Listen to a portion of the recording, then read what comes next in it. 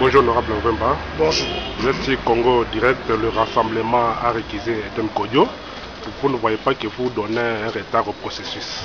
Le problème, vous savez, moi en tant que sage Congo, l'homme de Bissimbi, l'homme de Bakoulou, l'homme de la sorcellerie, quand il y a un Kinzondi, il faut être à deux avec un facilitateur que les deux parties vous acceptez.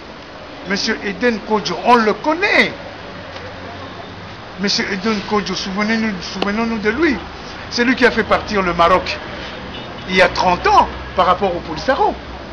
Monsieur Eden Kodjo, qui a été l'un des bras droits du général Eyadema. Nous le connaissons. Monsieur Eden Kodjo était venu en mission que Madame Zouma lui a envoyée pour venir torpiller le peuple congolais, pour que monsieur Kabila persiste au pouvoir. Quand il est arrivé, la première chose, quand on commençait à lui demander le délai constitutionnel, il n'avait que Nini. Donc à partir de ce moment-là, nous nous posons la question, qu'est-ce qu'il fait? Et puis le président Etienne Tshisekedi l'a dit à la face du Congo, que Eden Kodjo n'est pas un traître, Eden Kodjo n'est pas un voleur, Eden Kodjo n'est pas un pilleur, mais c'est un kabiliste. Dès lors que M. Eden Kodjo a sa priorité et sa faveur vis-à-vis du clan kabiliste, Kabylie dans la grande dynastie kabilistique dans la Kabylie, automatiquement il ne peut pas réunir l'autre phase de l'opposition.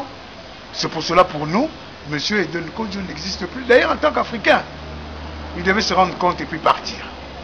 Honorable, mais vous parlez que le corps doit être convoqué en septembre, mais il y a en même temps le dialogue que l'opposition traîne les pas. Vous ne voyez pas que c'est l'opposition qui est vraiment l'auteur même du retard de ce processus? L'opposition n'a ni l'armée, ni la police, ni les services de renseignement. L'opposition n'a pas l'exécutif. L'opposition n'est pas au pouvoir. Comment l'opposition fait boycotter quelque part? Vous voulez parler avec des gens qui ne veulent pas, parce que vous ne voulez pas respecter la Constitution. Que voulez-vous que les gens fassent? Donc à partir de ce moment-là, nous ne sommes pour rien. Ce sont eux, M. Kabila, en 2011, quand il a été placé là où il est, il savait très bien qu'en 2016, il y aura des élections. Chaque année, 250 millions que le Parlement congolais octroie à la CENI. Que la CENI ne reçoit rien. 4 ans après, il y a M. Corneille Nanga qui dit qu'ils n'ont eu que 61 millions de dollars sur le 1 milliard de dollars qui devait avoir lieu. Et puis, le 19, il faut ouvrir les dépôts de candidature des candidats présidents de la République. Mais vous savez que nous sommes dans un pays, le Congo, là où le gouvernement est voleur, là où le gouvernement raquette les gens. Nous avons donné plus de 10 millions ou 15 millions de dollars pour le dépôt des candidatures à l'élection provinciale.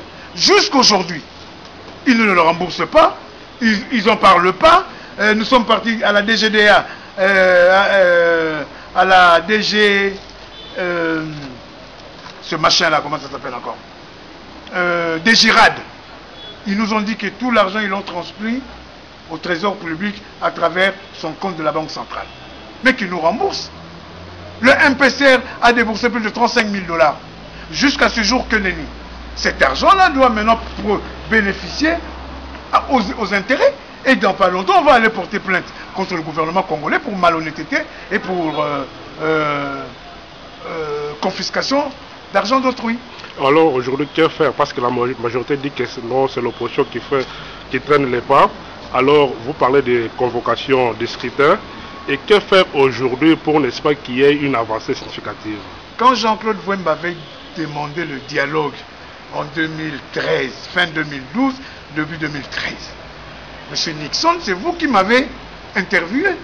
Curieusement, quelqu'un vient de mettre sur les réseaux sociaux cette interview. Je demandais quoi? Une rencontre sincère entre M. Kabila et M. Tshisekedi. Mais les Lambert Mende et tous ces autres kabilistes dans la grande kabilistique kabilienne ont refusé. Ils nous ont demandé d'attendre 5 ans pour qu'enfin nous puissions gagner les élections et qu'il puisse y avoir la continuité et l'alternance au pouvoir. Bon, maintenant ils ont besoin de nous pour faire quoi?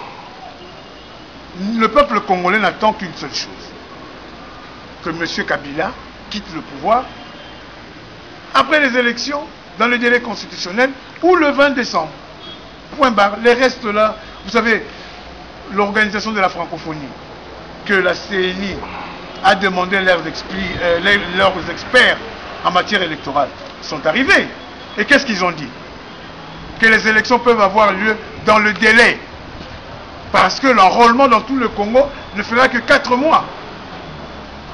Là, ils ont commencé au mois de juillet, août, septembre, octobre. Ça fait 4 mois. L'élection présidentielle. Honorable, mais concernant le meeting de l'opposition, la majorité dit que ce qu'elle n'a fait que du redit. C'est-à-dire son discours ne fait pas avancer les choses. Alors vous posez beaucoup de préalables. Vous ne voyez pas que ce sont des demandes de plus. La question du redit, vous savez, nous sommes en politique. Quand il faut faire les citations antérieures, il faut le faire. Le président Tshisekedi a lancé 3 messages fermes, en donnant aussi le préavis à M. Kabila que le 19 décembre, il sera plus président de la République selon la Constitution. Bon, si eux, ils trouvent que nous avons des redites, mais qu'ils organisent leur dialogue, pourquoi ils veulent nécessairement, hier, le président du Rassemblement, avec le comité de sages, a reçu le panel. Il leur a confirmé un autre facilitateur, sauf Eden Kodjo, le kabiliste. Pourquoi non à Eden Kodjo? Vous achetez toujours non à Eden Kodjo. Mais moi, je suis un partisan de Kinzondi. Quand les facilitateurs, personne n'a confiance. Vous avez des Bakongo ici, demandez-leur. Même chez vous, là-bas au Kasaï, quand le facilitateur vient et qu'une partie n'a pas confiance, est-ce qu'il reste? On change quelque chose. Et puis, monsieur Kodjo, chef de gouvernement qui a ramené de l'expérience. Monsieur Kodjo, c'est un Africain.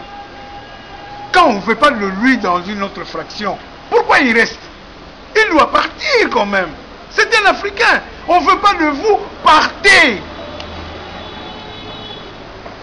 Son passé ne peut pas vous aider quand même. Son passé, au contraire, est trouble. Il a été très proche du président Eyadema. Il était le scribe, le nègre du président Eyadema. Quand il est arrivé au secrétariat général de l'Union africaine, c'est lui qui a fait partir le Maroc en adhérant le Polisario à cette organisation, que d'ailleurs le Maroc vient de réintégrer il y a à peine 6 mois, plus de 30 ans après. Monsieur Den Kodjo, on le connaît même au Togo. Quand il part de quelque part, c'est toujours des troubles. Nous n'en voulons pas. Monsieur Kodjo, vous êtes africain. Nous avons les mêmes traditions. Rentrez chez vous. Honorable, changeant de sujet, parle de l'honorable Gekoko qui est incarcéré à Makala. Quelle est votre réaction? Non, ma réaction elle est tout simplement que dans pas longtemps, le garde-corps du président Moïse Katumbi a porté plainte contre M. Tambwe Mwamba et M. Kalev Mouton pour des faits graves. Et il demande 4 500 000 $ de dommages et intérêts. Ne vous en faites pas, le Congo sera condamné. Parce qu'au niveau de droits de l'homme, tout le monde sait que la torture est bien dans ce pays. Maintenant, vous voulez encore avoir le problème avec la Grande-Bretagne, le Royaume-Uni. Il y a une dame, Madame Gisèle Simba, je crois, qui est rentrée, qui n'avait pas de visa et qui avait besoin d'argent. Elle avait de dollars. Gekoko lui a prêté des dollars. Ça devient une ngolo. L'ambassade des États-Unis l'ambassade de la Grande-Bretagne est venue pour confirmer que c'est un sujet britannique. Mais vous l'envoyez en prison. En sortant de là, elle va encore porter plainte contre le Congo. On va encore perdre. Nous n'avons plus besoin de ça. Rien que pour ce genre de choses. Selon les récits, M. Gekoko n'a rien à voir parce que cette femme-là a son passeport. C'est elle. Même ses empreintes digitales, c'est elle. Alors qu'est-ce que vous voulez?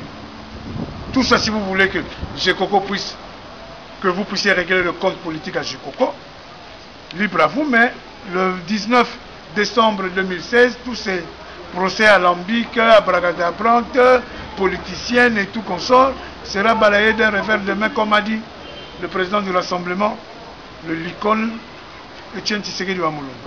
Je vous remercie. C'est moi.